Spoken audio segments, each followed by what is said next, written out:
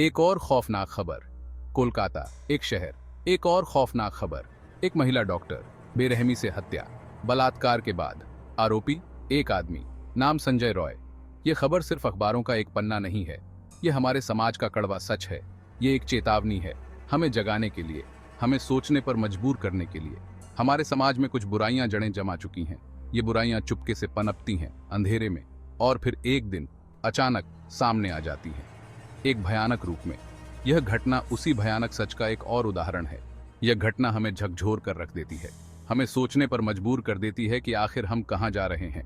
इस घटना ने पूरे देश को हिला दिया है। लोग गुस्से में हैं, डरे हुए हैं। और क्यों ना हो, जब एक शिक्षित स्वतंत्र महिला सुरक्षित नहीं है तो बाकी औरतें कैसे सुरक्षित महसूस कर सकती हैं? यह सवाल सबके मन में है। यह सवाल हर उस शख्स से पूछा जाना चाहिए जो खामोश है। यह सिर्फ एक घटना नहीं है, यह एक सिलसिला है। एक ऐसा सिलसिला जो खत्म होने का नाम नहीं ले रहा। यह सिलसिला हमें डराता है, यह सिलसिला हमें सोचने पर मजबूर करता है, यह सिलसिला हमें जगाता है, हमें एक बेहतर समाज बनाने के लिए, एक ऐसे समाज के लिए जहां हर औरत सुरक्षित हो। संजय रॉय, एक ऐसा नाम जो हमेशा के लिए बदनाम हो गया, एक ऐसा नाम जो हमारे जहन में घृणा और गुस्से की आग जलाता है। लेकिन संजय रॉय कौन है? वह कहां से आया? क्या बना दिया उसे ऐसा दरिंदा? पुलिस की शुरुआती जांच में पता चला है कि संजय रॉय एक सामान्य परिवार से था, पढ़ा लिखा था, नौकरी करता था। लेकिन उसके अंदर एक काला सच छुपा था, एक ऐसा सच जो उसे धीरे धीरे अंधेरे की ओर धकेल रहा था। और वह सच था पोर्न एडिक्शन। जी हाँ, संजय रॉय पोर्न का आदी था।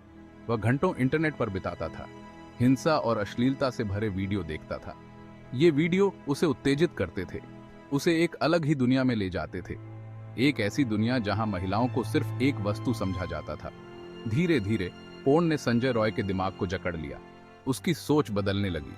उसे असल जिंदगी और पोर्न की दुनिया में फर्क करना मुश्किल होने लगा। उसकी हवस बढ़ती गई और एक दिन उसने वह घिनौना काम कर दिया, एक ऐसा काम जिसने उसे हमेशा के लिए कलंकित कर दिया। पोर्न, यह शब्द आजकल आम हो गया है। स्मार्टफोन के जमाने में इसकी पहुंच आसान हो गई है। लेकिन क्या हम वाकई समझते हैं कि पोर्न क्या है? यह सिर्फ मनोरंजन का साधन नहीं है, यह एक जाल है, एक ऐसा जाल जो धीरे धीरे आपको अपनी गिरफ्त में ले लेता है। पोर्न देखना एक लत की तरह है। यह आपके दिमाग को बदल देता है, आपको असल जिंदगी से दूर ले जाता है। यह आपको हिंसक और असंवेदनशील बनाता है। यह आपके रिश्तों को खराब करता है, और सबसे बुरी बात, यह आपको अपराध की ओर धकेल सकता है। पोर्न हमें बताता है कि महिलाओं का सम्मान नहीं करना चाहिए। यह हमें सिखाता है कि महिलाओं को सिर्फ एक वस्तु समझना चाहिए। यह हमें हिंसा को बढ़ावा देता है, और हम अनजाने में इसके जाल में फंसते चले जाते हैं। हमें समझना होगा कि पोर्न एक गंभीर समस्या है।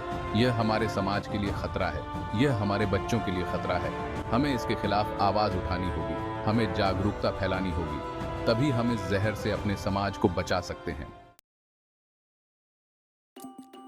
पोर्न एडिक्शन एक ऐसी बीमारी है जो धीरे धीरे अपना असर दिखाती है। शुरुआत में इसके लक्षण आसानी से समझ नहीं आते, लेकिन अगर आप ध्यान से देखें तो आपको कुछ संकेत जरूर मिलेंगे। क्या आपका कोई करीबी पोर्न देखने में बहुत ज्यादा समय बिताता है? क्या वह अपने काम, पढ़ाई या रिश्तों को नजरअंदाज करने लगा है? क्या वह चिड़चिड़ा रहता है जब तक उसे पोर्न देखने को न मिले? अगर हाँ, तो यह खतरे की घंटी हो सकती है। पोर्न एडिक्शन के और भी कई लक्षण हो सकते हैं, जैसे अकेला रहना, झूठ बोलना, सेक्स में रुचि कम होना, अपराध बोध महसूस करना आदि। अगर आप इनमें से कोई भी लक्षण देखते हैं तो तुरंत मदद लें। याद रखें, शर्म करने की कोई बात नहीं है। मदद मांगना कमजोरी की निशानी नहीं है, बल्कि यह तो हिम्मत की निशानी है। यह स्वीकार करने की हिम्मत कि आपको मदद की जरूरत है।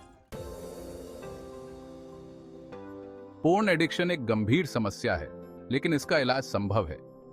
कई थेरेपी और इलाज उपलब्ध हैं जो इस लत से छुटकारा दिलाने में मदद कर सकते हैं। सबसे पहले तो यह समझना जरूरी है कि पोर्न एडिक्शन एक शारीरिक और मानसिक लत होती है, इसलिए इसका इलाज भी दोनों स्तरों पर करना होता है।